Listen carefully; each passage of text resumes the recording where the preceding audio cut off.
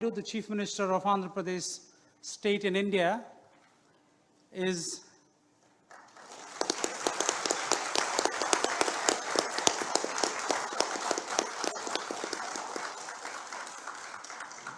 he's an iconic leader in India. And for those of you that know India for the IT revolution, it is popularly said that of every 4 IT experts in the world, there's one from India. And for every 4 IT experts in India, there's one from his state. Although the population of his state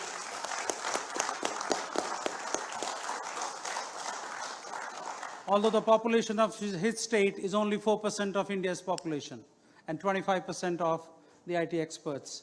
So thank you for your leadership and championship, sir. We're going to hear from you something very outstanding that you are doing in your province to completely change the future of your state, your country, and hopefully the world. So thank you for being here today.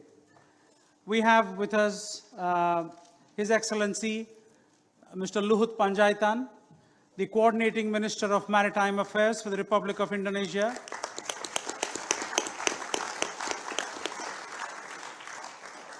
He's someone who I have known for a long time and had the privilege of working with.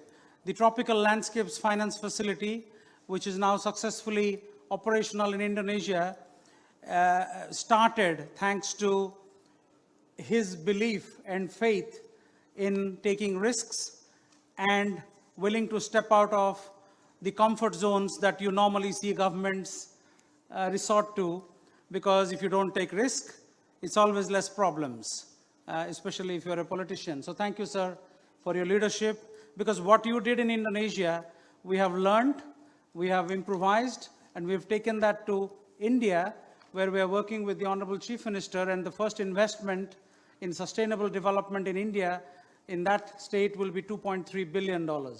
And thank you for that, because it wouldn't have started without you. So thank you so much. We have with us Her Excellency Lina Paul, the Minister of Environment from El Salvador.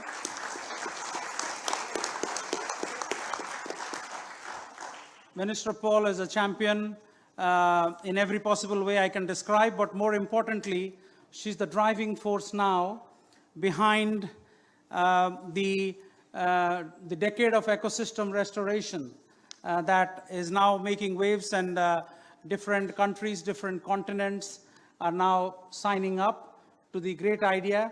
And we hope that the project, I wouldn't call it a project because it is a system scale transformation that is happening in Andhra Pradesh, could be a flagship as part of that 10 years of ecosystem restoration, because this is restoring an entire state of 55 million people. So thank you, Minister Paul, for being here and your championship. And last but not the least, we have a very, very significant environmental champion from Africa, Minister Vincent Biruta from the Republic of Rwanda.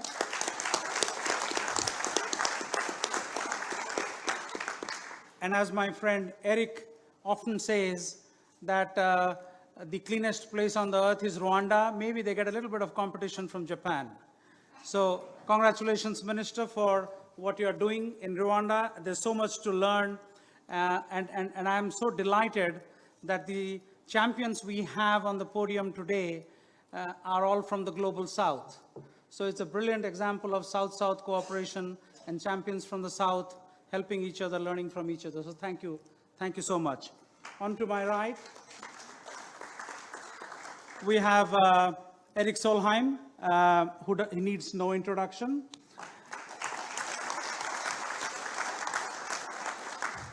The head of UN Environment, and more importantly, from my perspective, as the person that was leading the work on sustainable finance in partnership with the World Agroforestry Center, BNP Paribas, is that we would not have been where we are today without Erik's championship and support. So thank you, Erik, for that. Thank you so much. We are unfortunately missing Phumzile, the Executive Director of UN Women, because the timing of our event changed, so unfortunately she had to miss out on it last minute. But we are ably represented, she's ably represented here by Yannick Lemarek, who's actually someone who's been working on this for a decade or so, or even more. And Yannick has been a great supporter. I remember that Yannick was in Indonesia when we launched the Tropical Landscape Finance Facility in the Coordinating Ministry for Economic Affairs. Yannick was there representing UN Women in that launch event. So thank you, Yannick, for being there and being here now. Thank you so much. We also have a great environmental champion, someone who also is someone who I admire so much personally, Pawan Sukhdev, the president of the board of WWF International. And we have Olga Algairova, who's the Undersecretary General and Executive Secretary for the Economic Commission for Europe. And Olga's presence here is significant in the sense that much of what we are doing, either in terms of learning or in terms of sharing, there's much to happen in Europe. So we look forward to working with the Commission in Europe in a much stronger way in driving this whole sustainable landscapes and ecosystem restoration agenda forward. You will also be hearing from our friends in the front row, BNP Paribas, Laurence, IDH, the CEO is here, Joost Oorthuizen, ICRAF, the Director General, Tony Simons, is here, from the Department of Economic and Social Affairs, and the Chief Economist of the UN, Assistant Secretary General Elliot Harris is here, the Executive Secretary of the Conference on Biodiversity, the Convention on Biodiversity is here, Ruth, who's the Executive Director of the Global Alliance for the Future of Food, is here. So you'll be hearing from a lot of champions. Unfortunately, podium space is limited, so please forgive me for putting you in the front row. But I understand that the UN is very technology savvy, so everybody will be able to see you on the screen as you speak. So without much ado, let me start by just providing a little bit of a background to what is happening now. We know that globally more than 1 billion people depend on nature for their livelihoods, and everybody depends on nature for their livelihoods, but at least 1 billion directly are dependent on nature for their livelihoods. And it is also recognized widely that public funding on its own will not be sufficient to tackle some of the most defining challenges the planet is facing, which is simultaneously producing more food while stimulating economic growth and jobs at the same time as reducing deforestation and tackling climate change. It's quite a complex equation. But there are solutions, as we are seeing it already at scale, and we have a host of champions here today who will be sharing their experiences and also providing their insights as to how we could do better. In the interest of time, I will stop there and start with Erik Solheim as the host of today's event to preface the event and his vision for sustainable landscapes. Erik, the floor is yours. Thank you so much, Satya. And it's hard for me to explain how happy I am attending this event, because this is truly inspirational. It's exactly what we want to do, to provide the partnerships which can transform the world. Look at this. Number one, this is partnership. I think everyone understands that there is no way government alone or business alone or indeed a state like Andhra Pradesh alone can transform the world. Only through partnerships we can have huge success in all our big issues of the day. And this is the state of Andhra Pradesh. It's the government of India.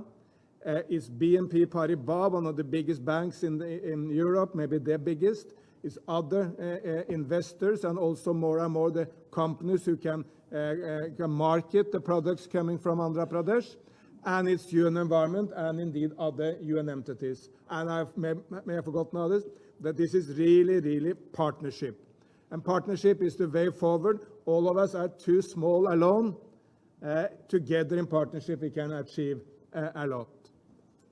Secondly, this is about leadership. And I really cannot pay enough tribute to you, Chief Minister Naidu. You are a true leader.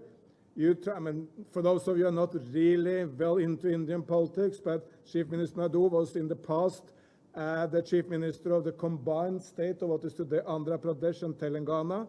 He made the capital of that, Hyderabad, the #1 IT destination of India, bringing any number of companies there. Now he's the Chief Minister of State of Andhra Pradesh after the divorce of the two states. But with the aim of making Andhra Pradesh the prime business destination in the world, the aim of transforming the transport in the state into electrical mobility, the aim of being renewable, and in the midst of all this, constructing a completely new capital for the new state. So this is truly inspirational leadership.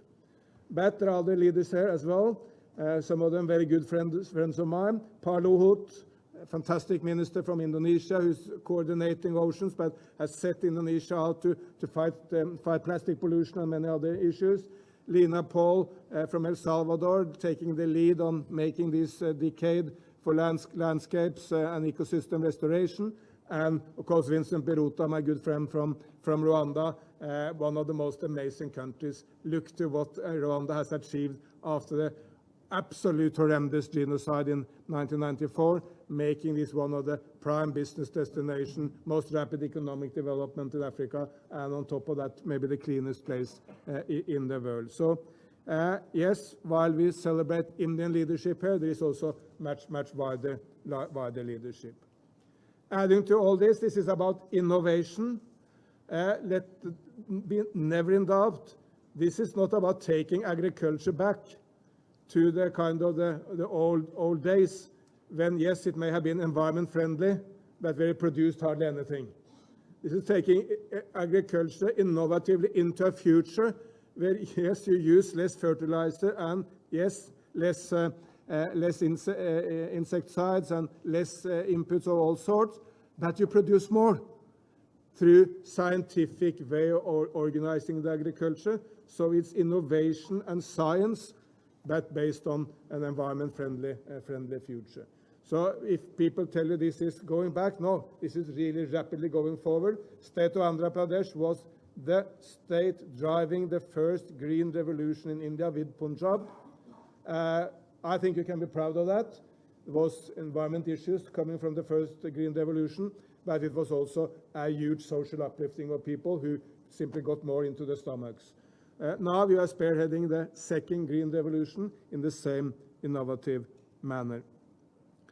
This is also, which is critical, this is also scale. I'm quite often speaking to Indian ministers, and sorry to tell all of you who have small, tiny, nice projects, they're not really interested. Very rare that an Indian minister is interested in a pilot project. Why is that? Because the scale of 1.3 billion people, soon to be the most populous nation in the world, is so big that the interest is on what's at scale. Prime Minister Modi could very recently celebrate the fact that every single village in India is connected to the grid. Andhra Pradesh did that long before the average of India, but that's scale. Providing toilet to all Indians, that's scale. And of course, what is at stake here in Andhra Pradesh is really scale. 375,000 farmers are already into this. Haven't counted the number of farmers in my nation, but I think it's less than 100,000.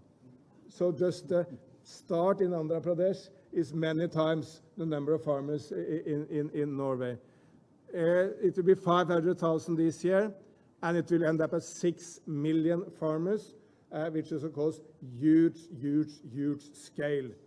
That's much more difficult than having a few small programs or pilot projects. So the scale of this is astonishing. But when you make this successful, of course, it will be taken to others. The neighboring state of Karnataka is already on the verge of starting, and other states of India will do it, and for sure many other parts of the world.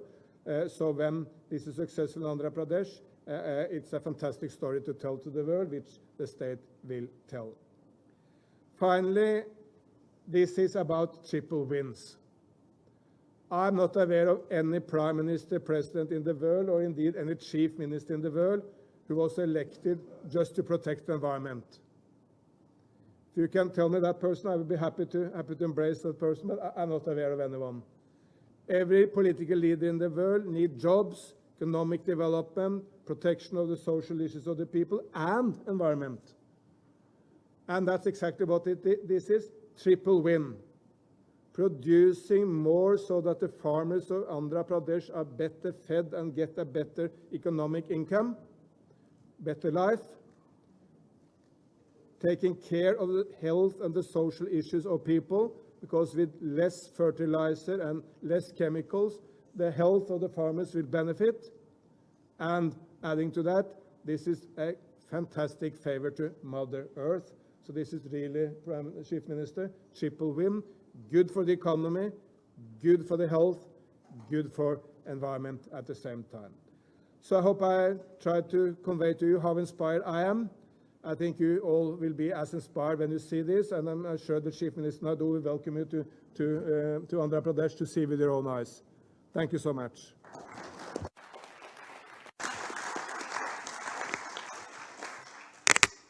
Thank you, Eric. Thank you for those inspiring comments, which so well articulate the transformative work that is going on in India, Indonesia, Latin America, and Africa, which we'll be hearing more of very soon. May I now invite Yannick Lemarek to offer his comments? Thank you. Thank you very much, Satya. Good evening, everybody. Based on existing development trends, we are not to achieve gender equality before the second half of the 22nd century. And a gender unequal world will also be an unsustainable world. We are not to achieve, to protect biodiversity. We are not to address climate change if we are still a gender unequal world. The UN Women was established 7 years ago to try to act as a smart catalyst to break these development trends and try to accelerate efforts toward gender equality and women empowerment. To achieve our mandate, we focus on four main thematic: women political empowerment, women economic empowerment, elimination of violence against women, and women engagement in crisis prevention, response, and recovery. Now, in terms of women economic empowerment, the topic which is directly linked to the workshop today, one of our key priorities is to address the gender gap in access to productive assets, be land, technology, market, finance, or time. And because finance is such a big issue, we ended up trying to look at how can we be a smart catalyst when it comes to addressing the gender gap in finance. And we increasingly got convinced that innovative and digital finance could enable us to dramatically change the game for women farmers, for women entrepreneurs. Why digital finance? We believe that digital finance can at least provide four new types of services. The first one is that with big data and artificial intelligence system, we can now relatively easily incorporate environment, social, and governance standards into investment decision making. And that's the reason why UN Women was extremely proud to be associated with ICRAF and with the government of Indonesia and, of course, UNEP in launching the Tropical Landscape Facility. And our objective was to try to provide some technical assistance to make sure that the projects supported by this facility are not only green, but they are also socially inclusive. That means that they provide a triple development dividends in terms of finance, in terms of environmental sustainability, and gender equality. We are also working we are also trying to leverage artificial intelligence and big data to try to change the way financial institutions assess credit risk, etc. So that's the first element where we believe that sustainable digital finance has a huge potential. A second element is new business model. And here again, if we look at what is being done in India and in Indonesia, we are speaking about a new business model for decentralized renewable energy technologies and for sustainable farming system. And this business model leverage mobile banking, leverage Internet of Things, and leverage artificial intelligence. We are trying to leverage all these technologies by creating an ecosystem of mobile applications to address the gender gap in agriculture. We believe that with a mobile banking system, we can enable women farmers to have an idea about the overall area they farm, to be able to have an idea about how much they are willing to sell. We can help them in getting a forward contract from the buyers and use this forward contract as a collateral to get access to finance and increase their productivity. Because of the increase in yield, because of the reduction in post-harvest losses, and because of the better takeoff price, we can actually double the income of a woman farmer in 1 year. And here again, we are being associated with a number of UN agencies in this effort. We also believe that with innovative and digital finance, we can come with new sources of finance. And UN Women with UNCDF is right now working on a new instrument called Unit Life. And the idea of Unit Life is basically to try to get some micro grants from everybody when you go to pay for something during the e-payment, to try to address chronic malnutrition, and notably through addressing the gender gap in agriculture. And we believe that with digital finance, we have an entire new world of opportunities for citizen engagement. For example, it's possible with digital finance to try to assess what will be the impact of our purchasing behavior of what we buy on the carbon footprint of everybody. And that we can start providing this information to every single citizen, and therefore change your behaviors. And we can associate with this information some incentives for people to, for example, go for one type of purchase versus another one. One good example is Ant Forest. Ant Forest is an application that was launched by Alibaba Pay, which is now called Ant Finance, if my memory is correct, in August 2016. And now they have more than 300 users. And every time one of these consumers buys something which is environmentally responsible, for example, an efficient light bulb rather than an LED rather than an incandescent light bulb, they get some point, and these points are being used to plant trees. And so I strongly believe that we are at the beginning of a brave new world. And if we can create the type of alliances needed, we can truly leverage innovative and digital finance to align finance with sustainable development and break trends, not only for gender equality, but for all of the 17 Sustainable Development Goals. Thank you very much.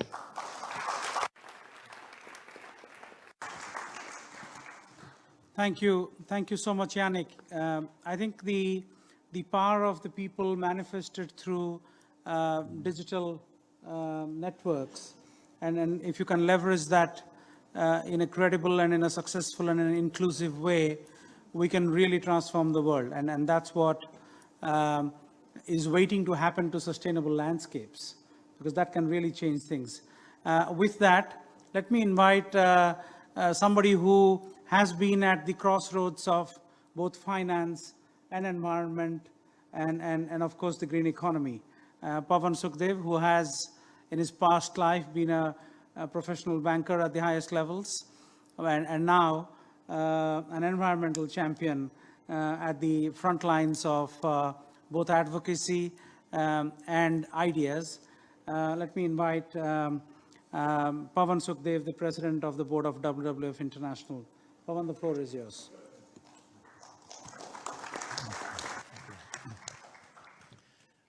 Thank you, Satya. Distinguished leaders on the panel, friends, ladies and gentlemen. First, a few words about the organization WWF and why, for us, the idea of sustainable landscapes is heart and center of our mission. WWF is, I think, the nearest way I can describe it to you is kind of a United Nations of NGOs with a common mission.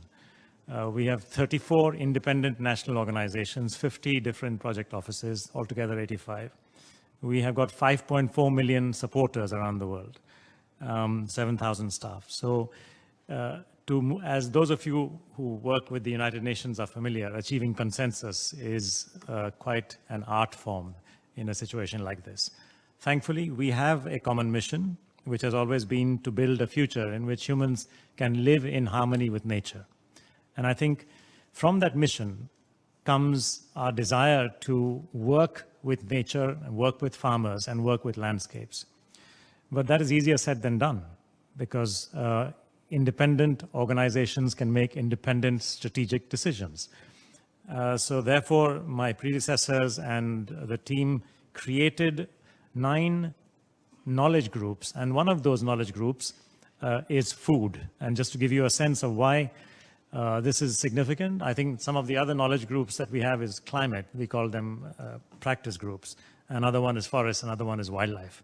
So we consider food to be extremely central to the challenge that we are trying to address, which is the challenge of humans living in harmony with nature.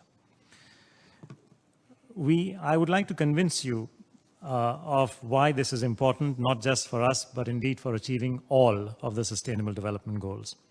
I personally believe that food systems and how we handle them, and landscapes and how we manage them to deliver the food that we eat, are probably the single most important driver of sustainability across all of the 17 Sustainable Development Goals. They are pervasive, they are impactful, and they are opportune. Because when we say food systems, firstly, what I mean and what we mean is actually eco-agri-food systems. This is the forest that gets destroyed in order to be able to made into a field to feed the cows or to feed the crops which we will eat. This is also the process of farming, together with its huge employments and its emissions. Few people realize that farming actually is the largest employer by far, by an order of magnitude. In other words, 10 times bigger than the next largest. 1.3 billion people around the world are employed largely as farmers. Out of those, 1 billion people are smallholder farmers, which means farms less than 2 hectares.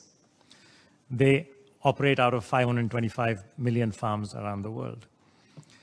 When it comes to greenhouse gas emissions, when we talk about agriculture, we are not seeing the full picture. When we talk about eco-agri-food systems, looking the whole of the food system, including the production of food on the farm, the emissions, including the manufacturing, including the processing, and the waste, which on its own, food waste is the 3rd largest emitter if it were a country. If we look at food systems like that, then in fact they account for between 43 and 57% of total greenhouse gas emissions. In other words, the single largest contribution to the greenhouse gas challenge that we face today. If we think in terms of gender, and my colleague here has highlighted these issues, 60 to 70% of the farmers in sub-Saharan Africa actually are women. When we talk about equality, the SDG, we cannot do that without looking at farming.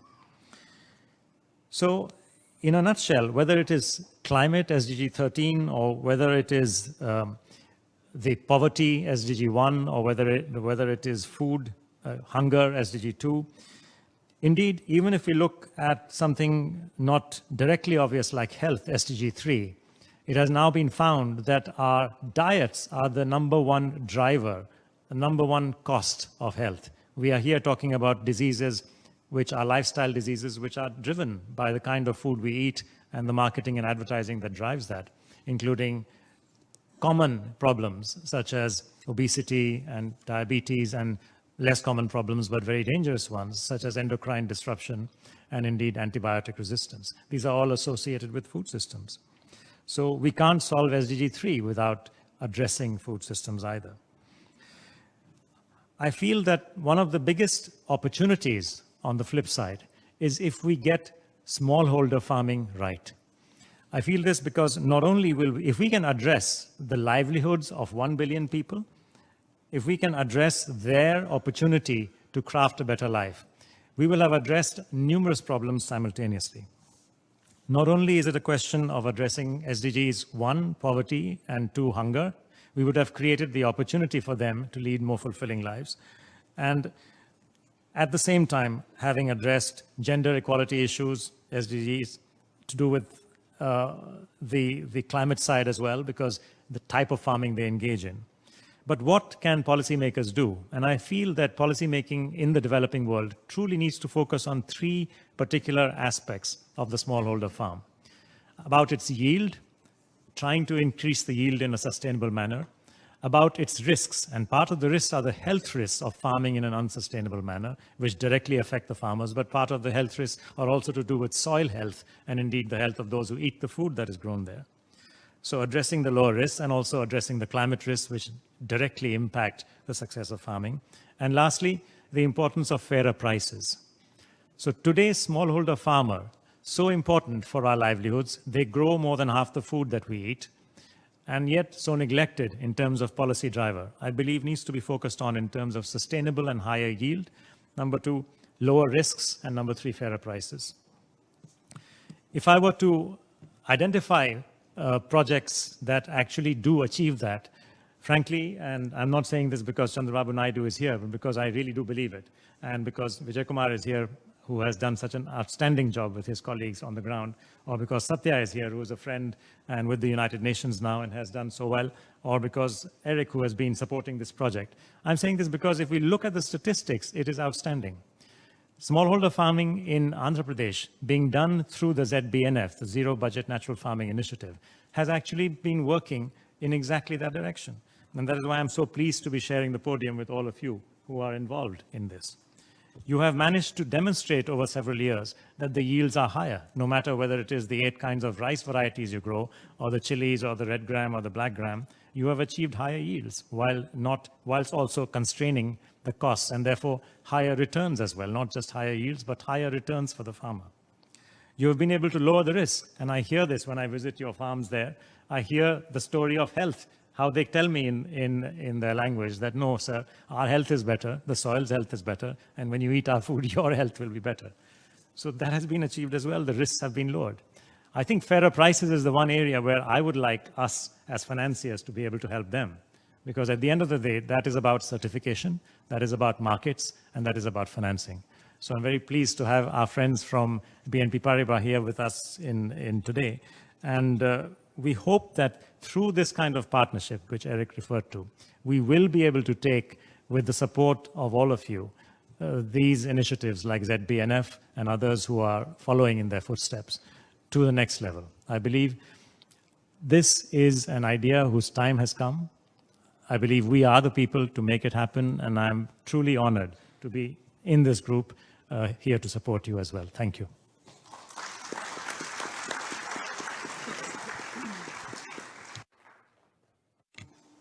Thank you, Pavan. Thank you for being a fantastic supporter of the cause. And also thank you for being someone who's been at the forefront of this move towards sustainable finance. Pavan kindly supports us pro bono for a long time on the steering committees of the Tropical Landscape Finance Facility, that of the Sustainable India Finance Facility, and many more things that I've had the privilege of working with him for almost a decade now. And so thank you so much for not just for the support of WWF International as the world's leading activist, non-governmental organization supporting the cause, but also yourself as a person and as someone who's a champion for the cause. Thank you, Pavan. With that, let me invite the Under Secretary General and Executive Secretary for the Economic Commission for Europe, Olga Algairova, to offer her remarks. Thank you, Mr. Moderator. Good evening, Excellencies, ladies and gentlemen. I'm really honored to have opportunity to address this excellent discussion accompanied by brilliant environmental personalities. So thank you once again, and I believe that it's really thanks to partnerships, as Eric mentioned today. My role here today is to tell you what UNEC can do for financing sustainable landscapes, or what we are doing today. UNEC is one of the 5 regional UN commissions. We are the smallest one, in fact. We are just 188 people, but how we work is we network 8,000 experts from our member states who produce standards and norms and guidelines and exchange the best practices. So our region, we cover 56 member states. This is the European Union, the Balkans, the former Soviet Union, and the United States, Canada, Turkey, Israel, Switzerland. So quite diverse region, also on environmental issues. As mentioned, typical normative organization, and we do a lot for sustainable development. Let me restrict myself today on 2 elements, and that's forests and water. Speaking on forests, in my opinion, the market mechanism don't always address or allocate resources for where needed. Concretely, what I'm speaking about is the value of environmental services provided by forests and also other natural capital.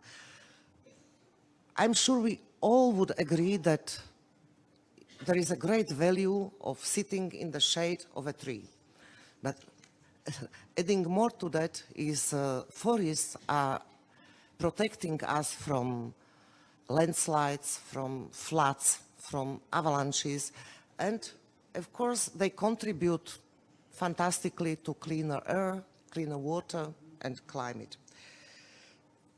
Let me give you some numbers. Recent research assesses the value of environmental benefits by forests at $16.2 trillion per year and wetlands services at $26.4 trillion per year. Still, critical financing is missing and opportunities are missed. Innovative mechanisms such as payment for forest ecosystem services can raise resources for the preservation of natural capital and address these market failures. This payment scheme provides an incentive structure. For instance, the user of an environmental service, such as water purification, pays the landowner who provides that service, giving him a very concrete reason to preserve the ecosystem. UNEC has always been developing recommendations and assessing the scope and conditions for such schemes. First, we have found that water-related payment for forest ecosystem services that are based on a partnership model again are more successful in accessing multiple sources of funding, increasing organizational resilience to changing political support, and ensuring that forest owners and managers engage over the long term. And second, we also found that we can make these schemes more cost-effective if we focus on ecosystem service bundling, recognizing that forests are a single ecosystem that provides multiple related services that can be combined in a single credit. Moreover, such schemes can provide important co-benefits such as carbon mitigation, biodiversity conservation, and social benefits.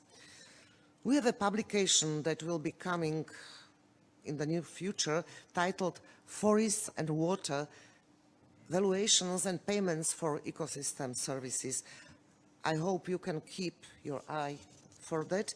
It will contain recommendations for how to deploy such payment schemes effectively, including the sources, both national and international, are primarily targeted to national and local projects.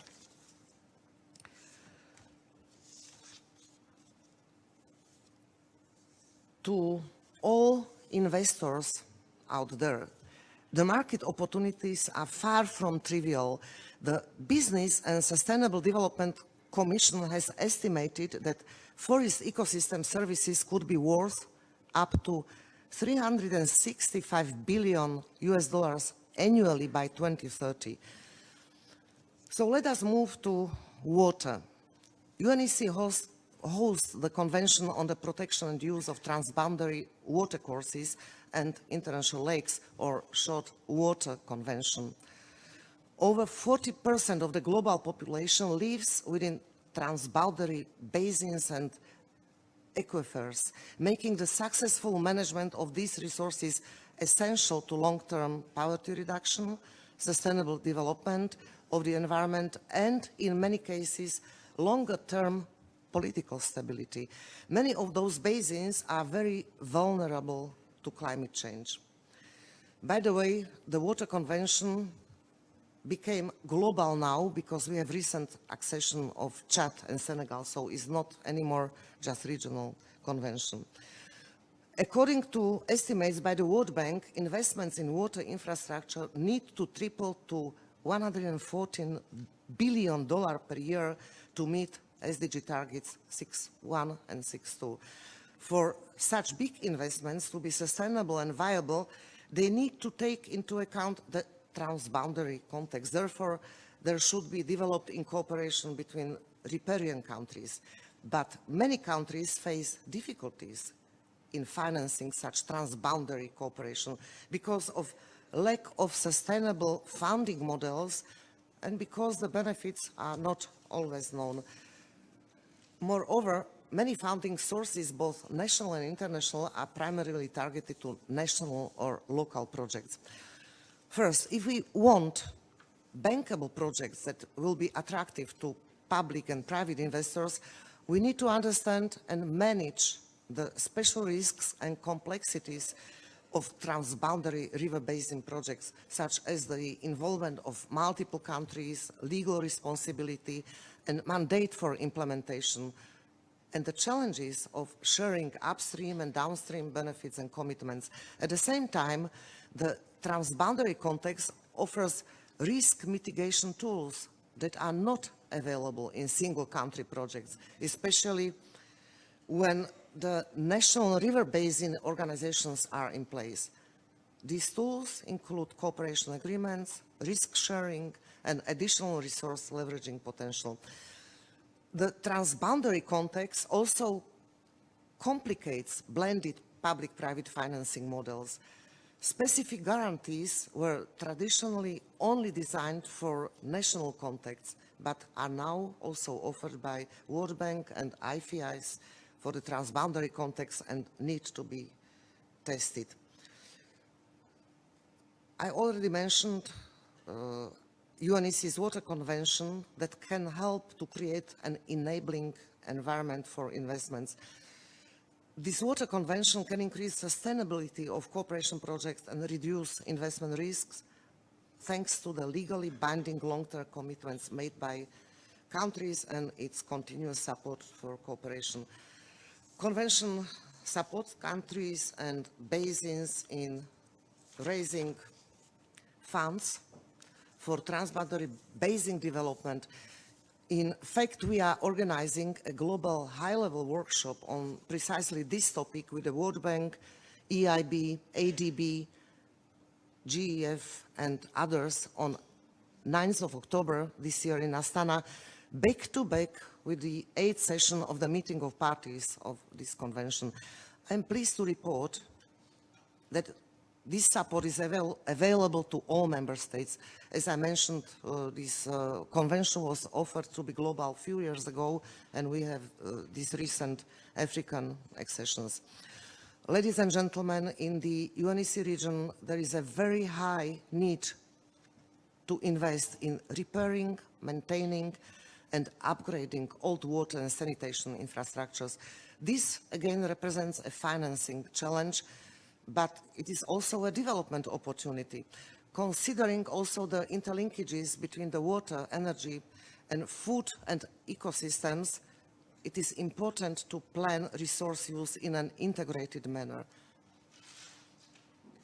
We at UNEC, we are proud to serve as a platform that brings together different stakeholders. I'm coming back to partnerships, to identify opportunities for all parties affected by the water, energy, food ecosystems nexus, and this identification and the mobilization of the political will to unlock these opportunities are the necessary first step to raise financing.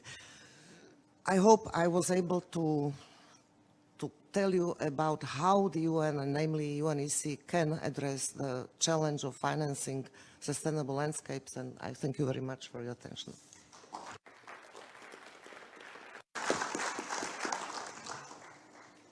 Thank you very much, Olga.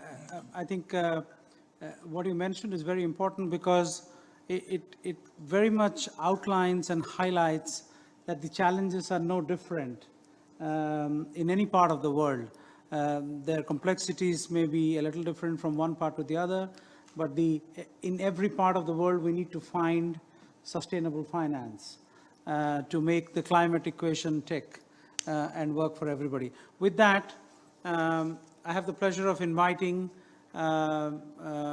His Excellency Mr. Chandrababu Naidu, the Chief Minister of Andhra Pradesh, to offer his remarks. Mr. Naidu, the floor is yours.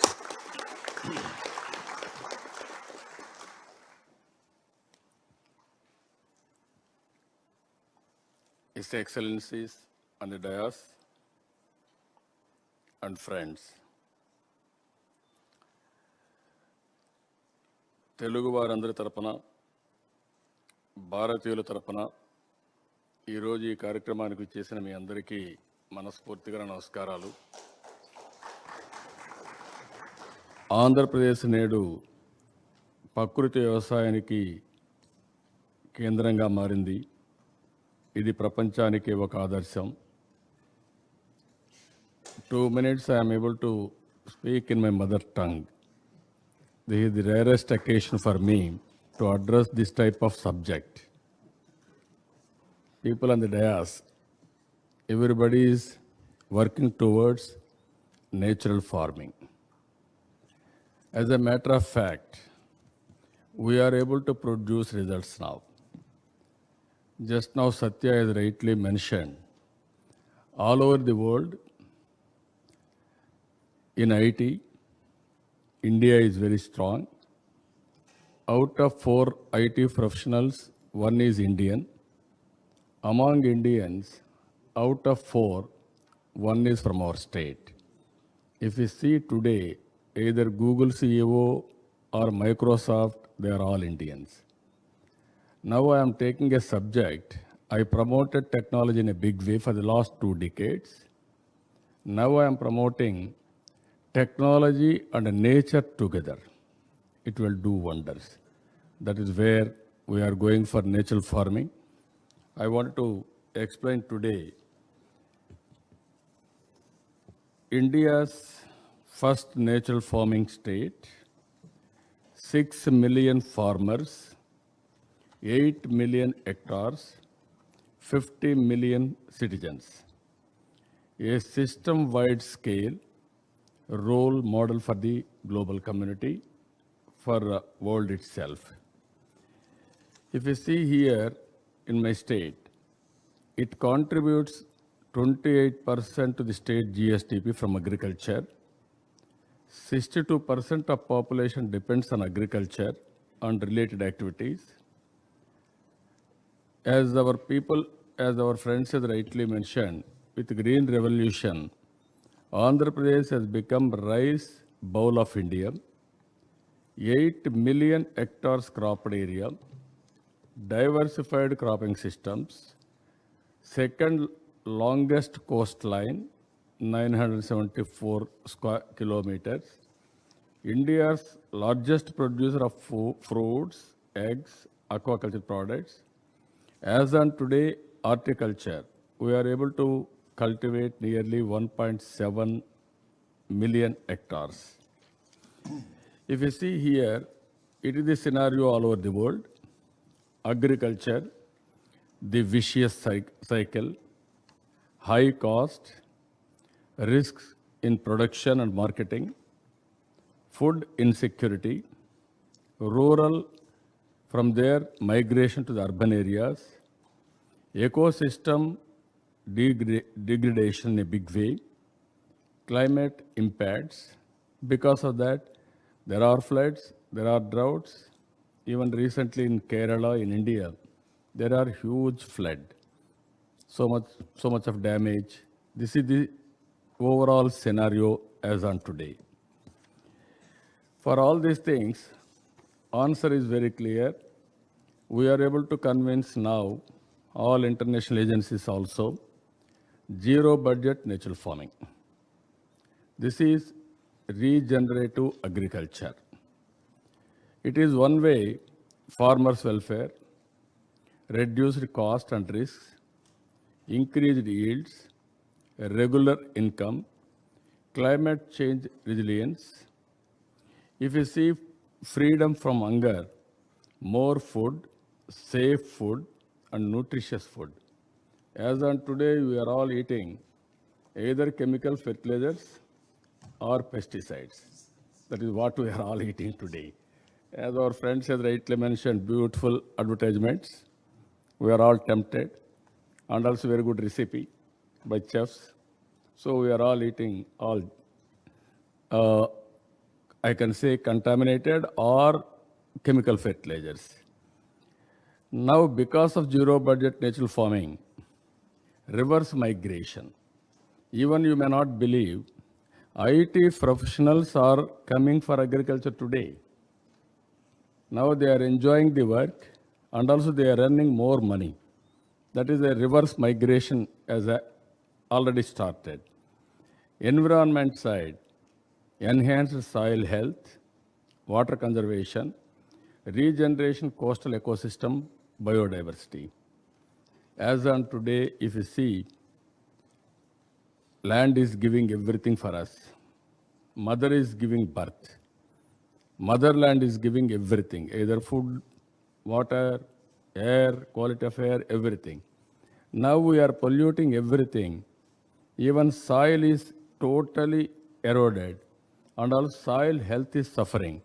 So that we are getting not a good food at all. Here, very simple principles if you see, ZBNF core principles, living soil concept. Now, soil is alive. It is ill health. You are spoiling the health of the soil. Then naturally what food we are going to get? Same quality of food we are getting. For this, what we are giving principles here, microbial seed coating through cow urine and dung-based formulations. It is very cost-effective. Even compared to organic culture, this concept of natural farming, it is very cost-effective. Bio-inoculant to stimulate soil microbiome, cover crops, mulching with crops and crop residues, soil aeration and water vapor harvesting, zero chemicals, no synthetic fertilizer or pesticides. I am very happy. If you can go all these things, then you are having a quality food.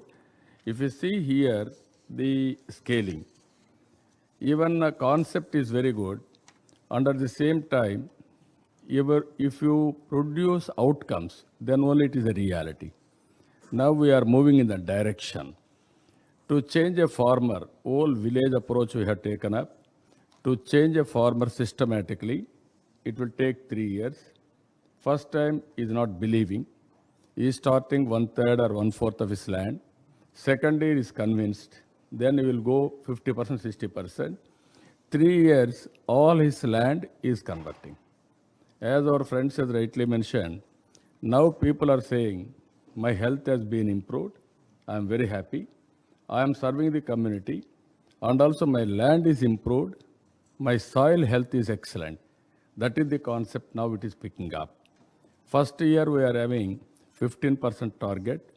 Second year 50% target. Third year 80% target. Within 5 years time, 100% we are going to implement it. That means total state will be ZBNF farming. That is where we are working. I am confident we will achieve the results. If you see here, state government commitment and ownership. We are having women's self-help groups. I am very happy some of our friends have referred it. 20 years back, we have started self-help groups. We are having 9 lakh groups, roughly 1 million. 9 million women are working. They are highly motivated. They are taking this program in a big way. They are doing wonderful work. The real farmers are becoming champion farmers. This is CRPS. This is the concept we are working. They are working to transform totally. They are going outside the village. Even sometimes they don't know the language. They are going outside the state. They are talking, they are convincing farmers. It is very elaborate exercise. Our people are highly motivated. They will cultivate, they will show others, and also they will stay in the village for 10 days, 15 days, 1 month or 2 months until other side farmer is convinced. That is how this movement has taken up. Knowledge and training, we are having knowledge. That knowledge has to take to the last mile and produce results. Collective action for inputs. This is Uberization we are taking up so that in a village, as a festive atmosphere, they are supplying inputs and they are sharing, they are working in a big way.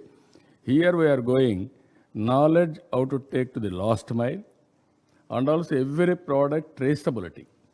Tomorrow what you are eating, you can know the history of that food. Suppose you are eating one apple or one orange, which land it has come, what is the ingredients, what is the soil properties, what is the pesticides, no fertilizer, it is tested. That is the biggest advantage we are having. And also tracking, we can track. We are very strong in information technology. We wanted to use information technology in a big way. Nowadays, you are all watching, totally IoT devices have come. In my state, groundwater, you can measure real time. Surface water, you can measure real time. Even cyclone prediction, you can know real time, tracking, movements, everything. Ultimately, street lights, I can monitor from New York to remote village, that light is off or on. That is how we are going real-time governance. As on today, that is the approach. Future, I'm telling you, we are number 1 in ease of doing business. I wanted to be distant number 1. And also, we are going ease of living. Everything will be online. No need to go to any office. Then we can control total corruption. We are going most livable standards. Quality water, quality of food, quality of air, quality of health. Like that we are going. And ultimately, our aim is to have quality life with happiness. Happiness is very, very important for all of us. Human life should be meaningful. For that, ZBNF is very, very important. If you see here in ZBNF, our achievements, 2016 we started, 40,000 farmers. 2017, it has become 163,000 farmers. 2018, now we are having 500,000 farmers, 500,000 acres of land. 2020, 1.7 million farmers. 2022, 4.1 million farmers. 2024, all 6 million farmers will be ZBNF farmers. Then it will be a model for the global community to emulate, to follow Andhra Pradesh. I am confident before that you all realize, then you will come back to us. We'll work with you to make global community to provide safe food. Here, I am very happy. 20 years experience women groups are working. They are taking up this momentum. So many partners are here. I need your collaborations, either finance, sustainability models, philanthropy, knowledge sharing, and also marketing. I am providing one of the best products, but I need marketing. There are some people here, you have to help me. There are some organizations, food processing organizations, food chains, they have to come forward. This is a natural food we are giving, no pesticide, no fertilizer.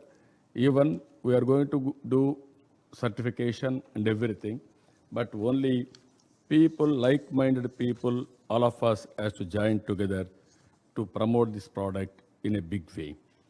Overall benefits, if you see here, ZBNF, if you invest $1 investment, $13 worth of direct benefits, cost reduction, risk reduction, higher yields, better prices. And also total cost of implementation, it takes nearly USD 365 per capita over a period of 5 years period for a farmer to adopt ZBNF.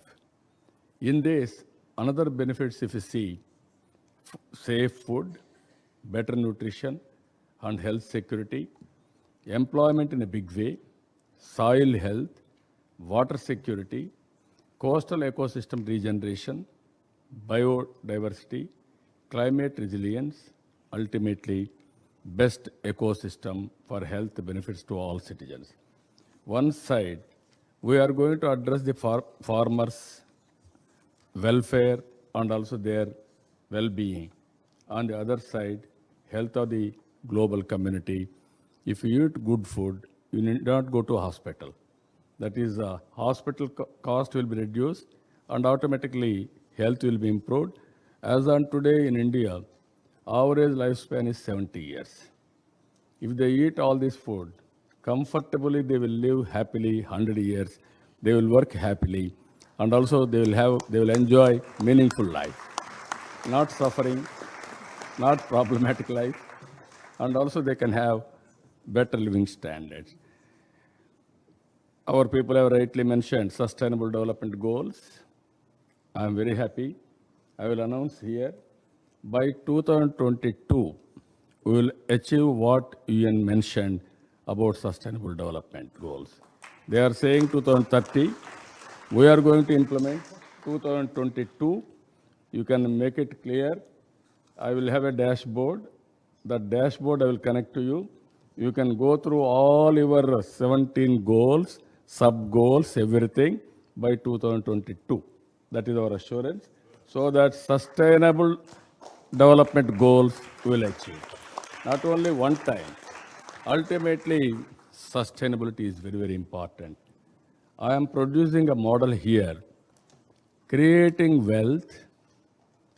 Wealth has to be created by using technology and also protecting nature and also environment. That is how we are going. I am very happy to be here. We are going all vehicles into electrical vehicles. All power generation is renewable power. That is solar and wind. We are going in a big way, power storage. So that this is where our friends has rightly mentioned, we are all in an inspiring time. You wanted to get it done, anything, you are capable of getting done anything in this world because of technology and also knowledge and also IoT. If you use all these things for better living standards, it is possible. I need one thing from all of you. Seeing is belief. Our friends have come. They saw. They interact with farmers. They are totally convinced. I am requesting all of you who are all assembled here, come to Andhra Pradesh, be our state guest. You will witness what we are doing. If you are convinced, you help with our concept and also you take our concept for the benefit of the global community. I am very happy. I have addressed so many meetings in information technology and economic reforms and so many things. Today, it is a very inspiring time for me. This is a very good occasion for me to promote natural farming. This is a rare occasion. So I am very happy. The leaders who are all here, you have to take this concept on a fast track to the, to the global community. I am confident UN is doing excellent job. I appreciate their efforts. With their support, with their involvement, we will work together to make this concept a win-win situation, and already we have achieved proof of concept. It is only a scaling now. That to system-based scaling. If I achieve this, then it is sustainable. For that, what I am requesting all of you, you have to help me in providing knowledge and also documentation and also testing continuously so that others will believe immediately. Otherwise, people are thinking without fertilizer, without pesticide, how can we produce agriculture produce itself? How can we produce food? That is the scenario, that is the psychological feeling all of us are having. But our forefathers never used fertilizer. They never used pesticides. They have gone only with natural farming. That is where we are reinventing now. I need all our cooperation, and I'm very happy. I wish all the best. By eating natural farming food, you will also live 100 years or 120 years. So we will supply to start with. Afterwards, you can produce in your country, in your state. This is where we are here. I am very happy and thankful to you. Thank you, one and all.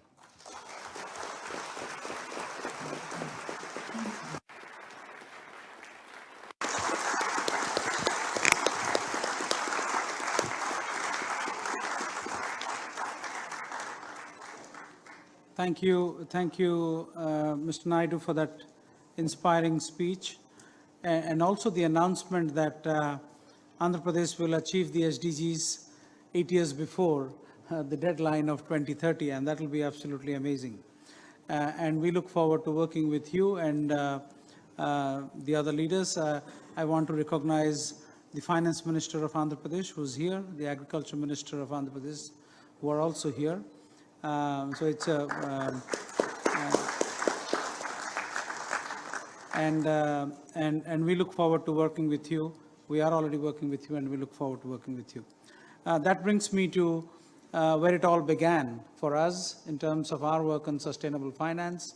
A champion without whom we wouldn't even start. Pak Luhut Panjaitan, who was then the Chief of Staff to the President of Indonesia, with whose blessings and active support, the Tropical Landscapes Finance Facility idea blossomed into something that we are all proud of today.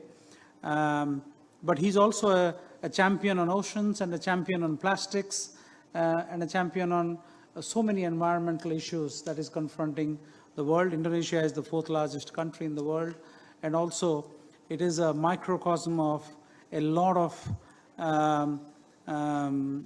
geopolitical realities that we see in terms of sovereign states.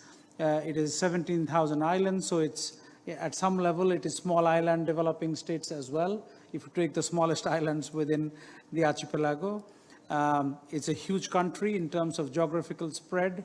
Almost spreads half of the globe literally from one end to the other. Starts somewhere close to India and ends somewhere close to Australia. It's that wide, and it's an oceanic state with tens of thousands of kilometers of coastline if you take all the islands. So the challenges are immense, but the promises are also equally alluring. So Pak Luhut, the floor is yours. Excellency Satya, which is a very good friend of mine, and he encouraged me to be part of this